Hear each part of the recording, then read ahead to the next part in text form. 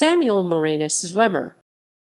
Samuel Marinus Zwemer, April 12, 1867, April 2, 1952, nicknamed the Apostle to Islam, was an American missionary, traveler, and scholar. He was born at Vriesland, Michigan. In 1887, he received an A.B. from Hope College, Holland, Mich, and in 1890, he received an M.A. from New Brunswick Theological Seminary, New Brunswick, N.J. His other degrees include a D.D. from Hope College in 1904, L.L.D. from Muskingum College in 1918. After being ordained to the Reformed Church ministry by the Pella, Iowa Classis in 1890, he was a missionary at Busrah, Bahrain, and at other locations in Arabia from 1891 to 1905. He was a member of the Arabian Mission 1890–1913. He is the founder of American Mission Hospital in Bahrain. Zwemer served in Egypt from 1913 to 1929. He also traveled widely in Asia Minor, and he was elected a Fellow of the Royal Geographical Society of London. In 1929, he was appointed Professor of Missions and Professor of the History of Religion at the Princeton Theological Seminary, where he taught until 1937. He had married Amy Elizabeth Wilkes on May 18, 1896. He was famously turned down by the American Missionary Society, which resulted in him going overseas alone. He founded and edited the publication A Moslem World for 35 years. He was influential in mobilizing many Christians to go into missionary work in Islamic countries. Zwemer retired from active work on the faculty of Princeton College Seminary at the age of 70, but continued to write and publish books and articles as well as doing a great deal of public speaking. Zwemer died in New York City at the age of 84. According to Ruth A. Tucker, Ph.D., Samuel Zwemer's converts were probably less than a dozen during his nearly 40 years of service, and his greatest contribution to missions was that of stirring Christians to the need for evangelism among Muslims. Career.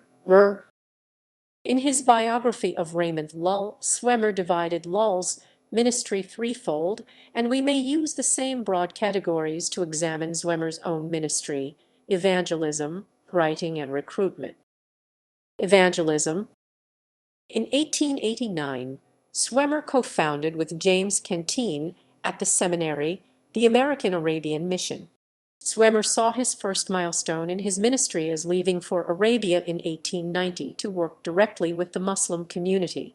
At this time, his main mode of evangelism was distribution of literature and personal conversation. He combined the models of confrontational and a more ironic approach of presenting the love of Christ, characteristic of the student volunteers. Stories of his spontaneous interaction with people suggest that he was a capable and creative personal evangelist. Writing.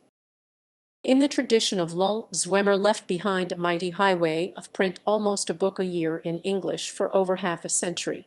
As part of this great literary undertaking, he settled in Cairo in 1912 to work with the Nile Mission Press to make it a production point for Christian literature for Muslims. As an outcome of the Edinburgh World Missionary Conference in 1910, he founded the American Christian Literature Society for Muslims, ACLSM, which raised over $250,000 for the production of evangelical literature. Its constitution expressed Zwemer's belief that the printed page has a unique value as a means of carrying the gospel to Mohammedans. It finds an entrance into many doors closed to the living witness and can proclaim the gospel persistently, fearlessly, and effectively. Recruitment. Zwemer's third milestone was accepting a professorship at Princeton in 1929 and marked an era of equipping and recruiting for the missionary movement, though this had been a significant aspect of his career from the beginning. In an extended period of furlough, he was a traveling representative for the student volunteer movement, and his speaking ability in motivating for missions was legendary. His itinerary was Herculean. In America in 1914, he gave 151 addresses in 113 days across the country. W. H. T. Gardner called him a steam engine in breeches. His talent for fundraising was equally impressive, one year raising $32,886 for the Reformed Board of Foreign Missions, when the salary of a missionary on the field at this time was $900 a year. J. Christy Wilson Jr. summarizes, Speer and Zwemer probably influenced more young men and women to go into missionary service than any two individuals in all of Christian history. Legacy. As a result of his direct pioneering work, 4 mission stations had been set up, and though only small in number, the converts showed unusual courage in professing their faith. It is impossible to know how many people were affected by the large volume of tracts and scripture that he helped distribute. His books continue to make a significant difference today, and his quarterly journal remains in publication as a significant scholarly journal. Through the work of the student volunteer movement, with which Zwemer was strongly connected, 14,000 young people went out to the mission field. Beliefs. Theology. Zwemer's theology, following the Calvinism of his parents, was that he saw the supremacy of God in all things. The Bible was programmatic in his faith, and his thinking of his ministry and emanated in his vocabulary. He studied Islamic doctrine of God, initially drawing stark contrasts with the God of the Bible, then nuancing his view over time. He praised the all-encompassing idea of God in Islam, seeing it as the Calvinism of the Orient, and even placed the Bismillah on his study wall in Cairo and on the cover of his journal The Moslem World. He saw Islam's grasp of monotheism as its great strength, and yet also its great deficiency. For him, without an understanding of the Trinity, God was unknowable and impersonal. Hence, he cherished the doctrines of the Incarnation and the Atonement, writing major works on the topics, the glory of the manger and his favorite, the glory of the cross. Though a stumbling block for Muslims, he saw them as crucial in evangelism. Zwemer's God was glorious and all-encompassing, never be satisfied with compromise or concessions, demanding instead unconditional surrender.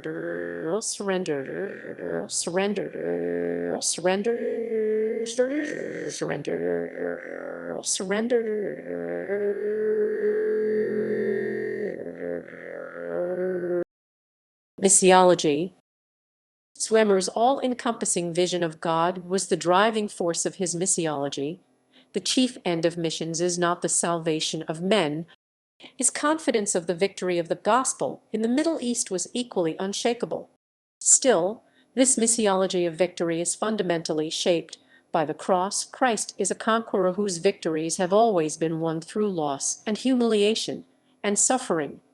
This was hardly academic for Zwemer, since he had lost his brother and 2 daughters in the field.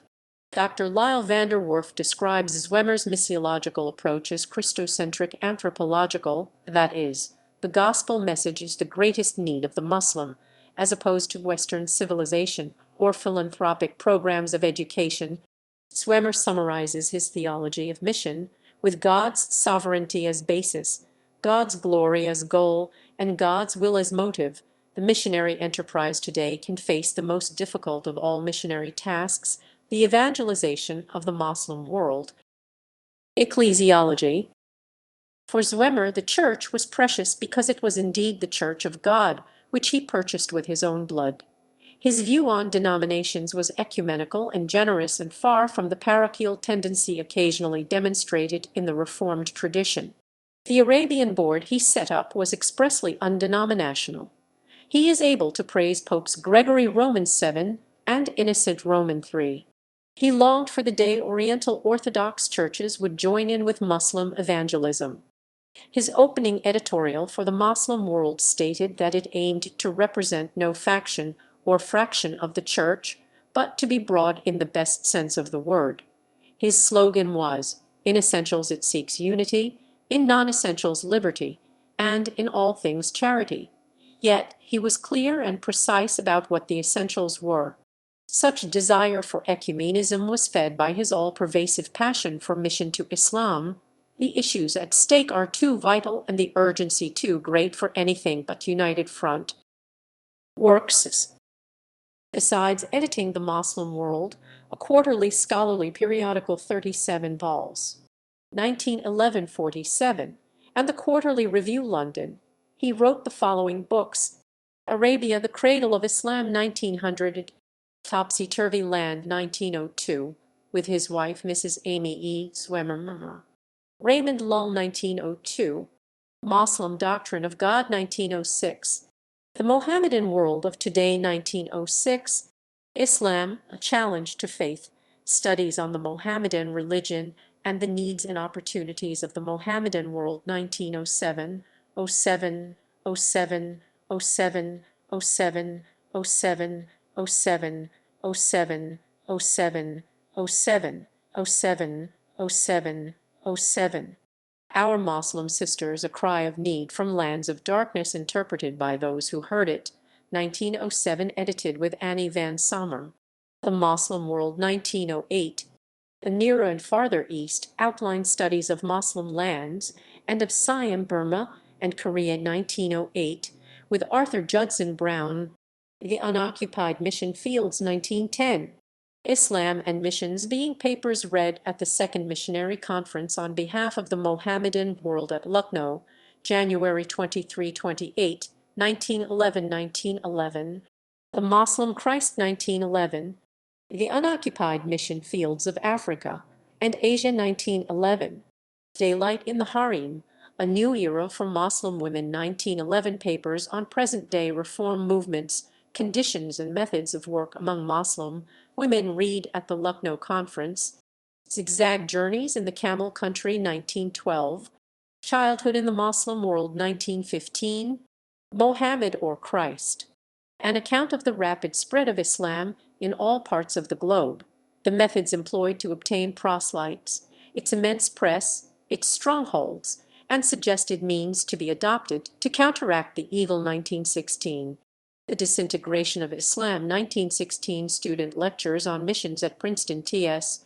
A Moslem Seeker After God, showing Islam at its best in the life and teaching of Al-Ghazali, mystic and theologian of the 11th century 1920. The Influence of Animism on Islam, An Account of Popular Superstitions 1920. Christianity, the Final Religion, Eerdmans Sevensma Company, Grand Rapids, Mai 1920. The Moslem World, Volume 4, 1914. The Moslem World, Volume 8, 1918. The Moslem World, Volume 9, 1919. The Moslem World, Volume 10, 1919. The Moslem World, Volume 11, 1919. The Moslem World, Volume 12, 1919. The Law of Apostasy in Islam 1924, Moslem Women 1926, with his wife Mrs. Amy E. Zwemer,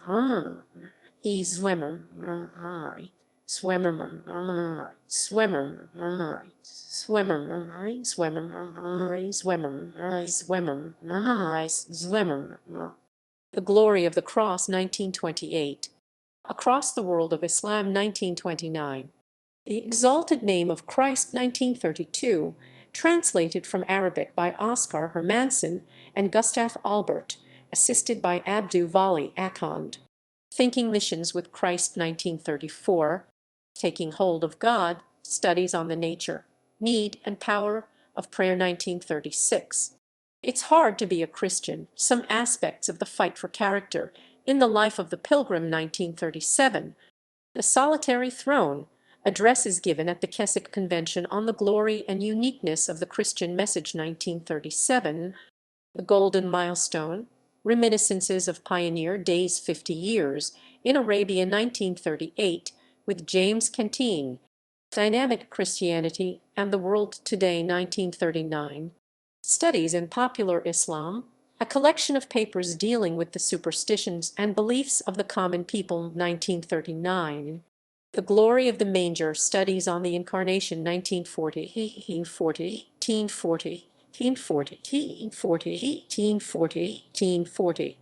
The Art of Listening to God 1940, The Cross Above the Crescent 1941, Islam in Madagascar 1941, Into All the World 1943, Evangelism Today, Message Not Method 1944. The Origin of Religion, Evolution, or Revelation 1945 based on the Smythe Lectures 1935. Heirs of the Prophets 1946. A Factual Survey of the Moslem World with Maps and Statistical Tables 1946. The Glory of the Empty Tomb 1947. How Rich the Harvest 1948. Sons of Adam, Studies of Old Testament Characters in New Testament Light 1951. Social and Moral Evils of Islam 2002. Reprint of an earlier work. He also wrote an article describing his travels in Oman and the Trucial Coast, now UAE, which famously features the earliest known photograph of the Qasr al-Hassan in Abu Dhabi. 3 Journeys in Northern Oman 1902. The Geographical Journal, Vol. Roman 19, No. 1. Works in Print 2007. Call to Prayer Diggory Press, ISBN 978-1-84000, 685-290-9. Heirs of the Prophets Diggory Press, ISBN 978-1-84000, 685-356-2. Raymond Lull, First Missionary to the Moslems Diggory Press, ISBN 978-1-84000, 685-301-2. The Glory of the Cross Diggory Press, ISBN 978-1-84000, 685-353-1. The Law of Apostasy in Islam Diggory Press, ISBN 978-1-84000, 685-300-5. The Moslem Christ Diggory Press, ISBN 978-1-905,000, 363-12-4. The Moslem Doctrine of God Diggory Press, ISBN 978-1-84000, 685-240-4. The Moslem World. The Influence of Animism on Islam. An Account of Popular Superstitions,